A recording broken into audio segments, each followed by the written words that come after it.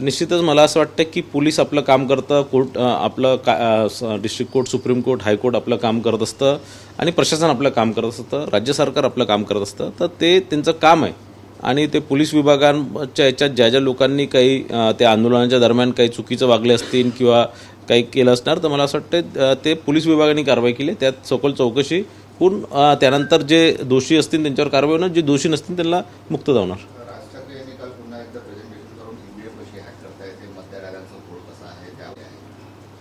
मला असं वाटतं की राज ठाकरेजींनी सर्वे बघितलेला आहे की मुंबईमध्ये मनसेचा कसा सुपडा साफ होणार, उबाटा आणि मनसेसोबत येणार आणि या दोघाही पक्षाचा कसा मुंबई महानगरपालिकेमध्ये त्यांचा सुपडा साफ होणार आहे.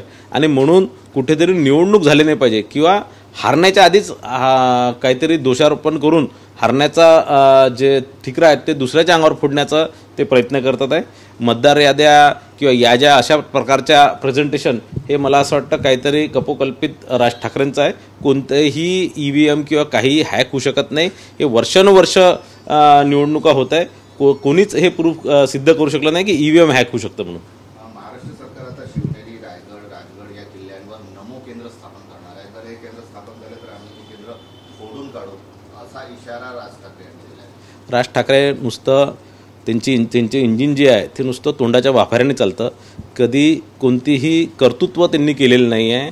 कधीही एकही महानगरपालिका किंवा एखादा ग्रामपंचायती त्यांनी निवडून आणलेली नाही आहे आणि ते फोडून काढून हे फक्त तोंडाच्या वाफाऱ्या सोडल्याने काही विकास होत नाही. विकास मोदीजींनी जो देशाला विकास दाखवला मागच्या 10 वर्षात, जो देशाला जगात नंबर 1चं देश करण्याचं जे त्यांनी काम केलेलं आहे, जे विकासाच्या दृष्टिकोनातून,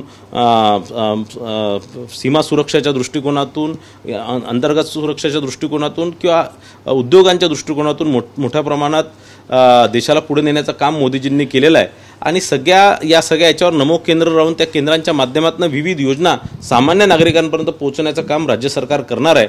आणि राज ठाकरेजींना माझी या माध्यमातून विनंती आहे की कधीतरी नुसतं जो गरजते व बरसते नाही असं माझं त्यांना मत आहे आणि त्यांनी निश्चितच त्यांच्यात दम असणार तर करून दाखवा. भाऊ, काँग्रेसचा असा आरोप आहे की हे नमो केंद्र म्हणजे कुठेतरी शिवाजी महाराजांना डावलून मोदींना मोठा करण्याचा प्रयत्न. कधीही शिवाजी महाराजांना या जगात कोणीच डावलू शकत नाही. शिवाजी महाराजांचं कर्तृत्व, नेतृत्व आणि दातृत्व हे त्याची कोणीच या जगात बराबरी करू शकत नाही. या सगळ्या किल्ल्यांवर हे नमो केंद्र उभारून निश्चितच सरकारसोबत थेट जनतेचं कनेक्शन या माध्यमातून राज्य सरकार आणि केंद्र सरकारचं करणार आहे. सगळ्या योजना थेट जनतेपर्यंत पोहोचण्याचं या माध्यमातून नमो केंद्रांच्या माध्यमातून होणार आहे. मी अल्लाचा बंदा आहे, मला देशद्रोही ठरवायला लागलेले आहेत लोक, मात्र मी वंदे मातरम म्हणणार नाही असं म्हणणारे अबू आझमी. असे म्हणणारे अबू आझमी हे म्हणाले. अबू आझमीला माझं हेच म्हणणं आहे, इस देश में रहना है तो वंदे मातरम कहना है. तुम्हाला या देशात राहिलं तर या देशाला नमन करायचंच आहे. तुम्हाला या आपल्या मातृभूमीला वंदन करणे बंधनकारक आहे. स्वतःच्या आईला आणि या भारत मातेला वंदन करणं हे कोणताही धर्म रोखू शकत नाही. आणि अबू आझमी मला असं वाटतं की निवडणुका आले की काही ना काही असं पॉलिटिकल स्टंट करतात. याच्या आधी त्यांनी 2-3 वेळा मार खाल्लेला आहे आणि म्हणून या प्रकारचं स्टेटमेंट करून त्यांनी परत मार खाण्याची भाषा करू नये.